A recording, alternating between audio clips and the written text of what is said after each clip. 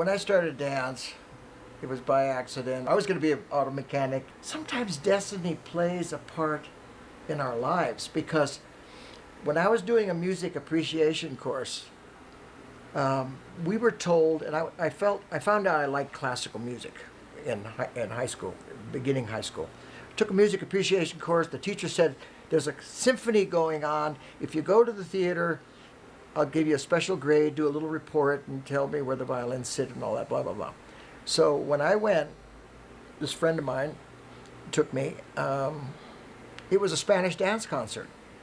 Ana Maria su baile español. And I wrote in my books about it because I was like, what is that? All these gorgeous girls, and of course I was, just teen at the time, and I saw these gorgeous girls, and this guy comes out with a white suit and footwork. There was a girl in class that took me to her dance class. She talked about it, we talked about it, and it was in Ruth St. Denis' studio in Hollywood. And anyway, to quicken the story, my first time ever on stage was I was Abdullah, the gong banger. It was an ethnic lady that did these concerts of all kinds of Armenian old folks' homes, and I was beating a drum, and I was excited just to be around all those pretty people. And then I discovered Spanish dance with Jose and Eduardo Cancino. Eduardo was Rita Hayworth's father, and they were a famous Spanish dance family from the vaudeville days. When I discovered Spanish dance, and notice I'm not saying flamenco yet, I realized there was tons of different kinds, and I liked them all. There was some flamenco, there was castanet things, and my first classes were Saturday after school or after work. And then I discovered that there were classical Spanish dances too, so then I started to study classical ballet.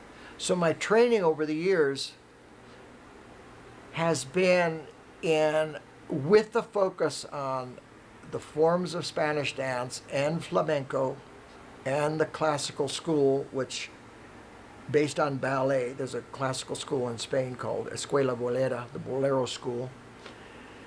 And for a long time, I tried to learn everything, but Spain is a country that has thousands of folk dances. So I found out that I started to formulate my focus on flamenco puro, traditional flamenco, and my interpretive dances to classical music. On and on, LA, reviews from major people. Your wife, so beautiful. Yeah. Was she Spanish? Yeah, she was her mother's from Cadiz and her father's from León. How did you meet her? She came to study with me. We fell in love in 1969. She was finishing with Greco. She was dancing with Jose Greco, and one of the dancers that was with his company was a student of mine, and she was going back to San Francisco. And he said, why don't you come and study with my teacher in LA? And that's what happened, and we fell in love. So we got married in 1969. And I love a good love story. It was a good love story.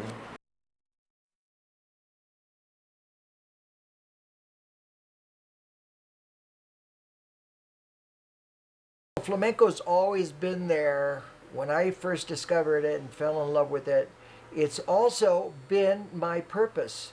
Not just to be a great dancer, but it's evolved into the creative process. My philosophy about happiness, people many times say, well, what would make you happy? Or what's your definition of happiness? Well, I'll call it two loves to be happy.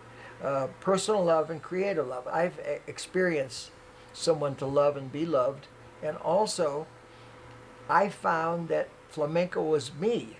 I mean, it's like, how can I explain it? It's my true reason for being. Artistry has always been something that gave people purpose. So flamenco has been my purpose, my creative outlet. And not just narrow. Flamenco is only one facet. I'll call myself a dancer.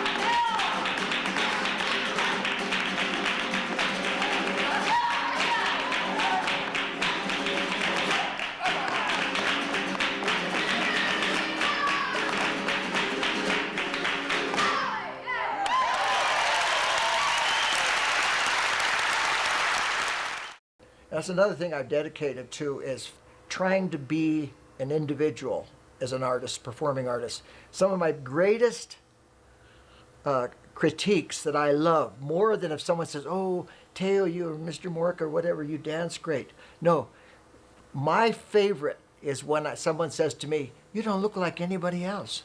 I say, "Thank you. You look just, I don't, you don't look like Jose Greco or Antonio Canales or all these people. You don't copy anybody." I said, "No." I said, "That's what I've worked toward, and that's what I want you to be."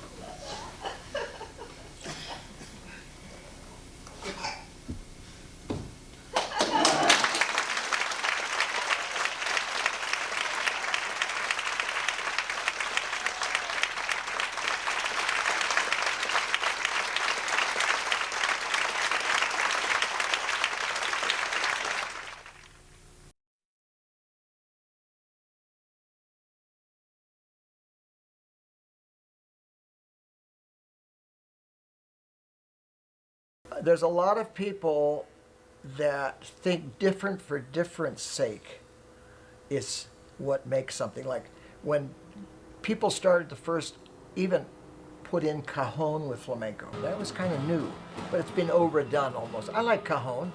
Paco de Lucia brought it back from Peru. It was what the black people played. Slaves in those days played on whiskey barrels and played, you know, percussion. Think about it. Jazz is a full art form. If you mix jazz and flamenco, it's neither flamenco or jazz. It's like putting water in wine.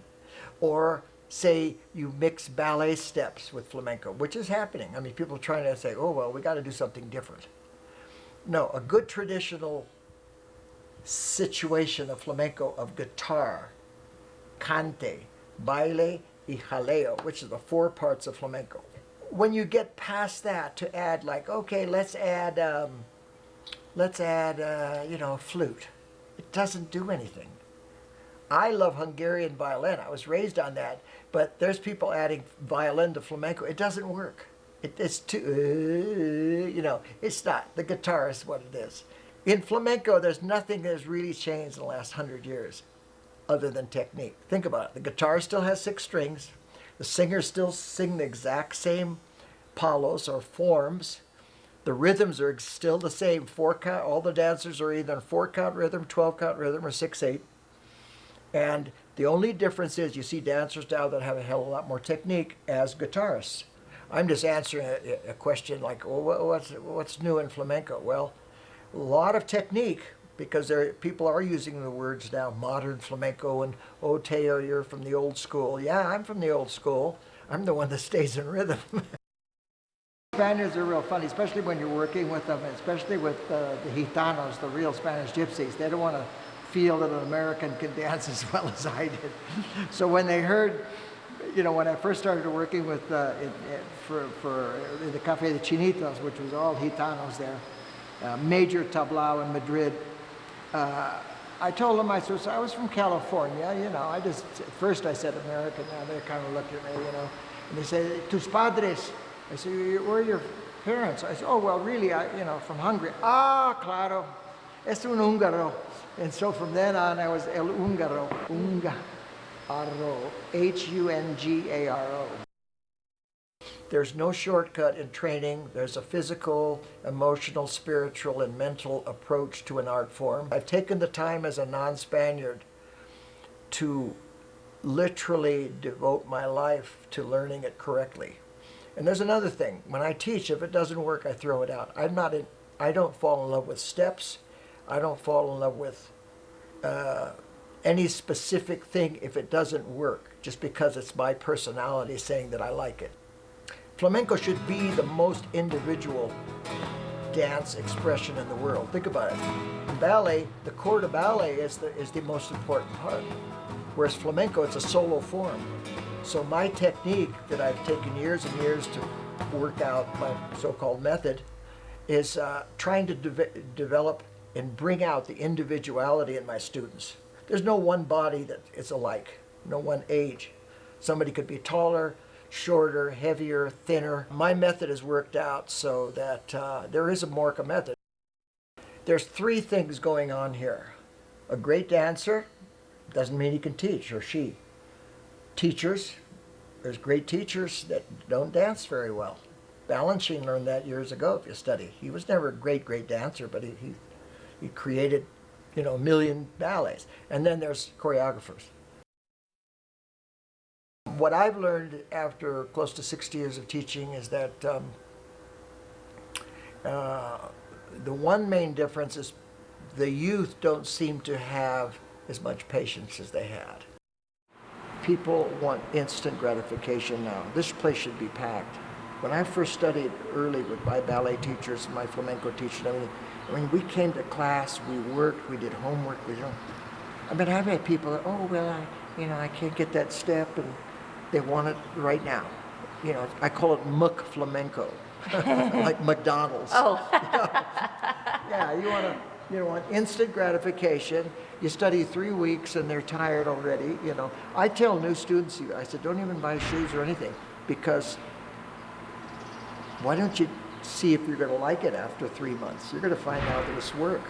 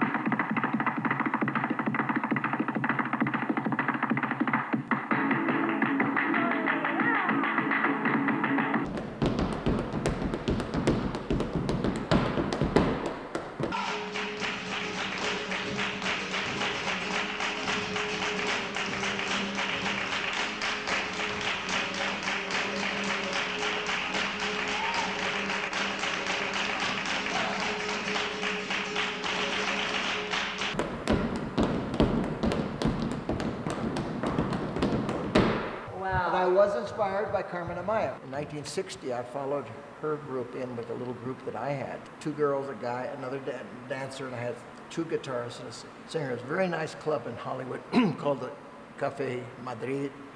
She gave me her champagne glass and said, "Muy bien, chico."